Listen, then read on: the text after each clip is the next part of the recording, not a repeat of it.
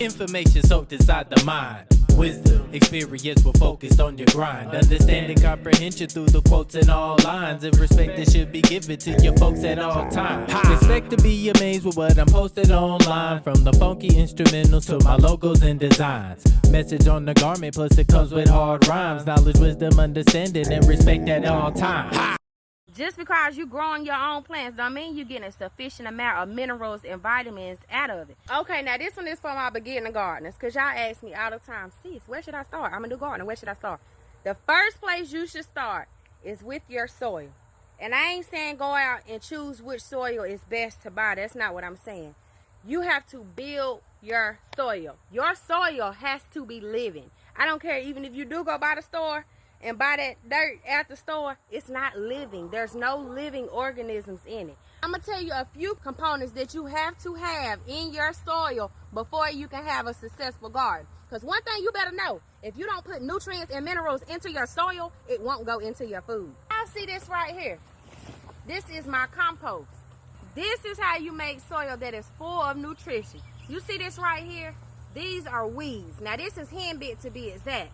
Henbit has plenty of minerals, plenty of vitamins. These right here are potato scraps. Same thing. You gotta put stuff that has what my dad grew. It was tomatoes. When you got tomatoes, you know you got to have some okra, because okra and tomatoes goes together. Then we're gonna have squash, the yellow squash and the green squash. And then we would have cabbage, oh, lots of cabbage. Lots of cabbage. And my dad loved peppers, like right now. I grow a lot of peppers because my dad loved peppers. The next thing that I can remember my dad's growing a whole lot of it was green onions. I would say garlic was off to a separate little area that my daddy grew stuff at. But the most of it he grew together was most of that okra and those tomatoes and cabbage.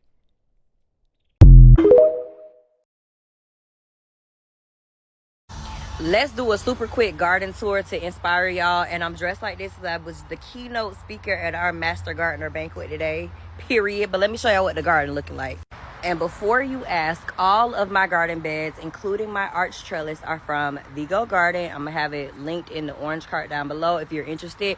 Every single one of the beds out here is from them. Thank you. So this is my arch trellis, and it is drying up. What's growing on it is butterfly pea. Butterfly pea is a summer crop. So as we get into the fall, it is not doing the best because it likes to be grown in the summer. But we got some different collard and cabbage plants in the middle of this bed. We've got marigolds acting as companions, and in between each marigold plant is a garlic. And so you can see the garlic has started to germinate. Then over here, we've got some nasturtiums and some snap peas that hopefully will start to climb up the trellis eventually. Over here we've got a bed of sweet potatoes. So these sweet potatoes are just like growing in abundance. These are also a heat loving crop. I live in Florida, so it's still kind of hot, so that's why they're growing so well. That's some rosemary. We got one strawberry plant that, although it looks like it's struggling, I promise you it's not. It's just getting over being transplanted. We got this bed of a bunch of stuff that is still germinating, so we'll kind of skip over that. But let me show y'all this. Okay, this is my garlic that has started to grow really well. We've got some Chinese broccoli, different cabbages, and collard green. You can see, like, this is what the Chinese broccoli looks like growing. Okay, we got marigolds in there to act as companion plants, and then we've got some more collards. Now these are the champion collards. They grow pretty big, so I'm excited about them, and they're doing pretty good. Now over to this bed, we've also got more garlic growing, as you can see. Some marigolds back there. We've got some purple collards, and they're purple because of the veins. You can see the vein is purple. Then this one, this is so pretty. Look at that, y'all. This one is a variegated collard, so eventually you're going to start to see like white in this. I'm excited about that. I think back here is also a variegated collard. This is another, I think this is another purple collard. And then back there, I think that might be a cabbage, and we got some more garlic over here. And then this is a bed of strawberries. Again, I just transplanted these not very long ago. So a companion that grows well with strawberries and helps keep bugs away is garlic. So in between each of the strawberry plants, what do I have? Garlic that has germinated really well. And again, the strawberries don't look like the best, but they're getting over their transplant shock. And I also have a strawberry plant growing over here. This bed don't really have nothing in it but marigolds and green onions. I got to put some more plants in it. And then this is my flower bed. So these are going to be teddy bear sunflowers. These are zinnias. This is a marigold. There's a big marigold back there. And then this is a random papaya tree that randomly started growing there. I did not put it there. It just randomly started growing there. And that is a quick view of my entire garden. Hope you enjoyed and hope you are inspired to start growing some of your own food. When you homesteading, it's taking so long because you got it so complicated, your kids can't help you. Listen to me, the whole point of homesteading is not to do it by yourself. It's meant to be a family affair. Hey, do you not understand what I'm saying to you? It's supposed to be a family affair. You see how my baby girl walking with me?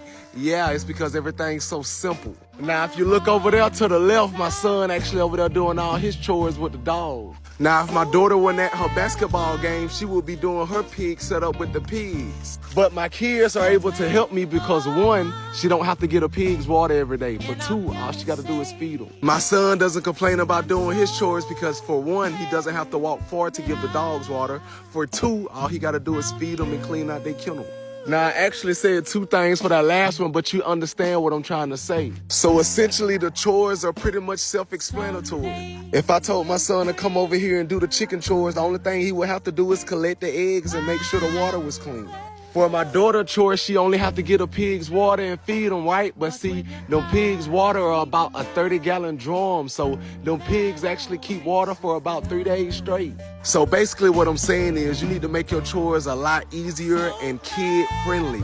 Because like I say, homesteading is a family affair. So you've been watching the pigs, the chickens, and now we actually about to install the drip method on that garden. Now, if you want to see us install that drip method on the garden, comment drip method. If you often smoke in the bathroom, it is recommended to raise 2 pots of Brazilian wood, also known as bougainvillea. This plant does not need sunlight and can survive as long as there is water. Its leaves grow upward layer by layer, just like copper coins stacked together. Once the flowers bloom, the whole house will be filled with the fragrance of high-end perfume. Placing it indoors not only adds elegance, but also purifies the air, bringing abundance and peace every year. It also symbolizes smooth sailing and good fortune in the coming year. Brazilian wood will quietly sprout even while you sleep, and it is said that once it blooms, it indicates that auspiciousness and good luck are on the way.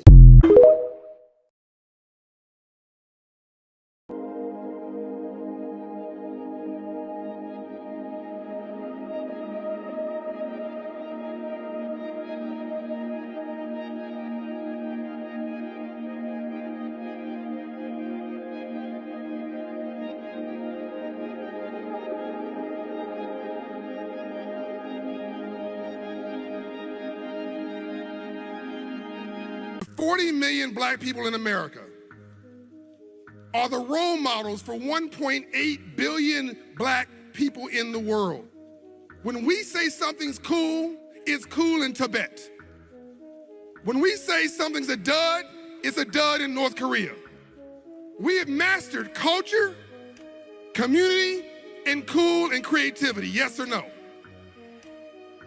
So now all we have to do is switch, become bilingual, and master capitalism, commerce, and a new community.